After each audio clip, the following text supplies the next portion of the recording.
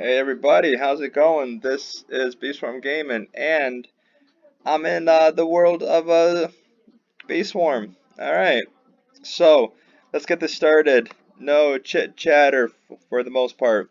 All right, let's claim this hive right here, and let's get some real talk. I just think it's time for real talk and Beeswarm. So I went on to Discord, I went on to Twitter, and it's nothing new. It's the same stuff. It's the same stuff as I promise to get things done. I promise. The promises don't mean anything anymore. It used to be exciting, like, oh wow, he's working on it. I'm sure he is. I'm sure he is. But it's come to the point more where when I first started playing Beeswarm, you come here, you learn how to kill the monsters, you wait for the snail, you wait for Krabby, you try to get the best amulet at the ant challenge. If you're grinding for something, then you work on that. But the whole Beesmas thing, I know there's a promise, and that's actually diminishing down to 100% to I am pretty sure that it's coming. I mean, why would he break his word? I mean, other than the fact that, it was supposed to be here, I think, and it's not here. So, I don't know why. I mean, wouldn't it be nice if he was more transparent, meaning that he would give us, like, a reason why it's not here? Um, I'm pretty sure his sister's gone, and if his sister wasn't gone, he would tell us, right? There's no holiday, unless he spent Martin Luther King with his family and just didn't want to tell us. I mean, I'm kind of being sarcastic, but it's like, on it, that's kind of what Twitter is for, is to let us know what's going on. And it's not like it's your personal Twitter page. It's your Bee Swarm informational page. Yeah, I gotta turn this in because this thing keeps popping up like every time I come here. It's getting kind of like annoying. Yeah. And yes, everybody keep doing your polar bear because it's a very important thing to do, and especially if you're doing things like the ant challenge still. If you're doing things like snail or crabby, you don't want your ants to go to sleep. So that's just a good tip to do. Uh, let's check the stockings. Let's see if we get something cool. I see a ticket. Tickets are always good. Beans are always good. I heard like you can get like festive stuff. Oh, I guess they actually do disappear if you don't collect them really quick. All right, so real talk now. Real talk. Unfortunately, I have gotten to a point where I have canceled my subscription to my server, which will not renew on February 6th. Things might change once I see Beesmas. Like I said, Beesmas has to blow me away in its quality and its content, because right now what is happening is I'm checking out the big dogs of Bee Swarm on YouTube, and they're not talking about Beesmas anymore as this great event. They're kind of hiding the fact that they're either, I think, disappointed in it, or they're talking about something totally else, or they're not doing any content at all because there's nothing to do. And I think Onnett kind of doesn't care because he's still getting his number of players. He's still getting his 30, 40, 50,000 players. And he knows that once Beastmas Part 2 comes out, the numbers are going to jump to anywhere from 50 to 80,000 players.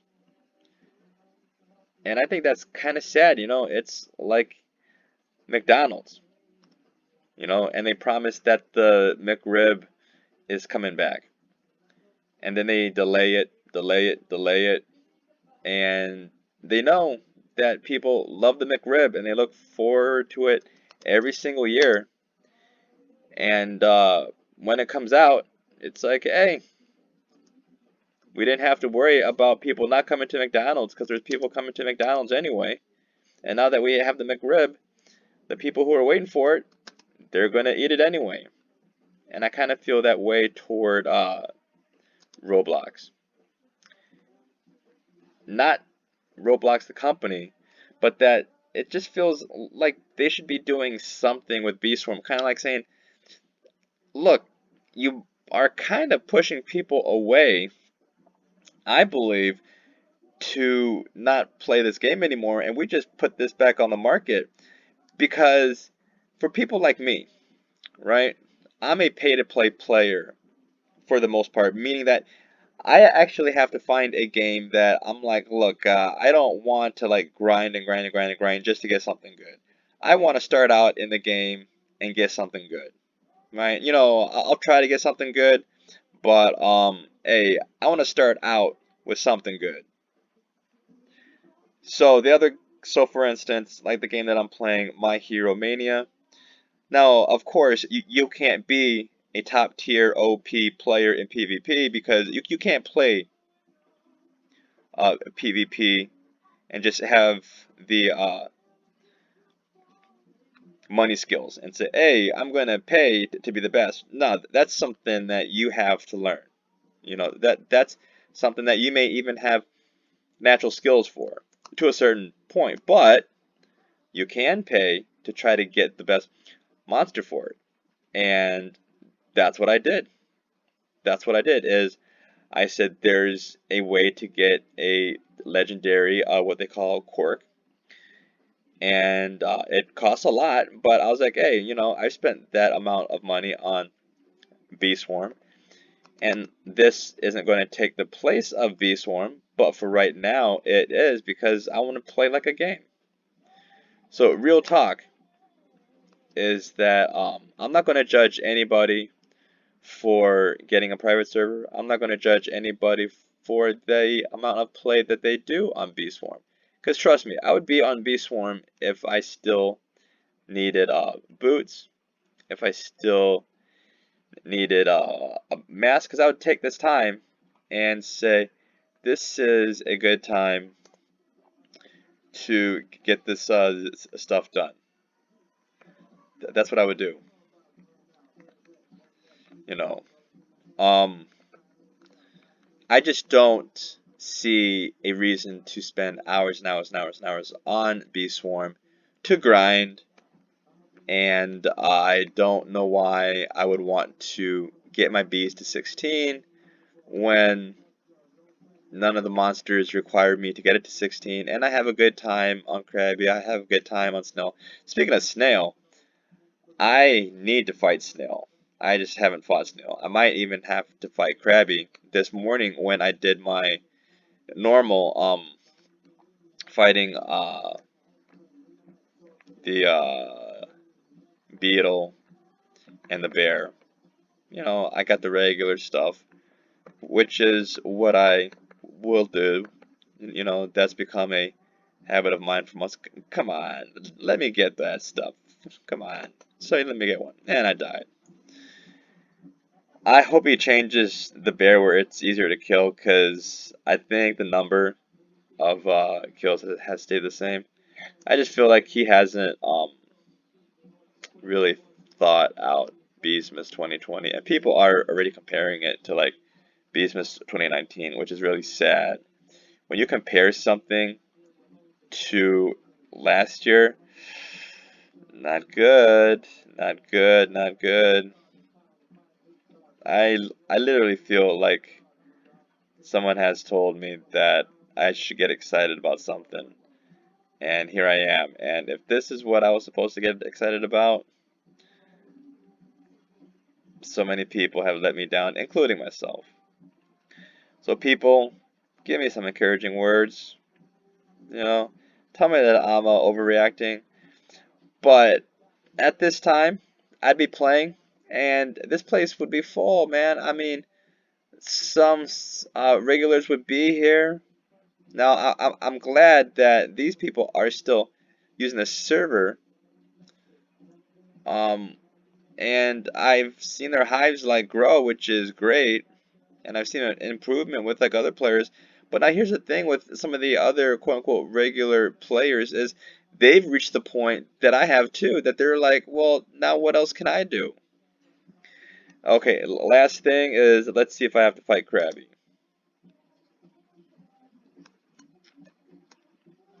Yes, I have to fight Krabby.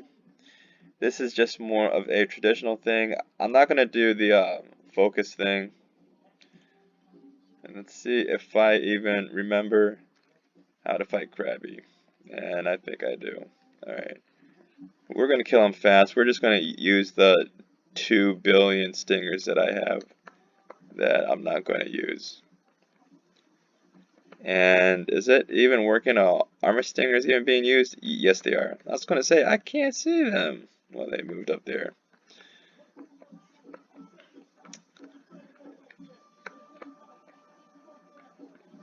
Maybe the stingers will give me like a record time. Now, what I actually do like is that I have enough snowflakes to get another star treat, but I don't have anything that I really need to make gifted. And what if Onnett like adds something in the update? I don't know. I mean, I've actually set aside some Robux for part 2 because I'm thinking like, you know, if there are mythic bees and stuff like that, that would be kinda cool. No, not just kinda cool, that'd be very cool. Alright, so let's see. Alright, at least there was a tornado going. Token link, token link. Alright, token link found. I'm not as good as some of the other players who can actually like spot them. I've seen my videos before and I'm like, how did I not see that the token links are white? I'm like, but it's a white field. Now I know the increase in like microconverters here. There's been an increase in like star gels and things like that. I remember when I used to be so obsessed with like the star jellies. I'm like, where are the freaking star jellies? Now I like went through like 200 star jellies and it was like on my last one that I got like what I needed. Well, I'm actually not interested in like what I got. I'm sure I got some really cool stuff. Alright guys, even though I sound like I'm not like in a excited mood, I actually am. Let's collect the coins because I did have a token drop. And a tornado, which normally does not pop, actually did pop. Now, I actually saw like in a video that confirmed the fact that the meta was going to be blue, but with the stars changing, that the meta is going to go back to red. I disagree.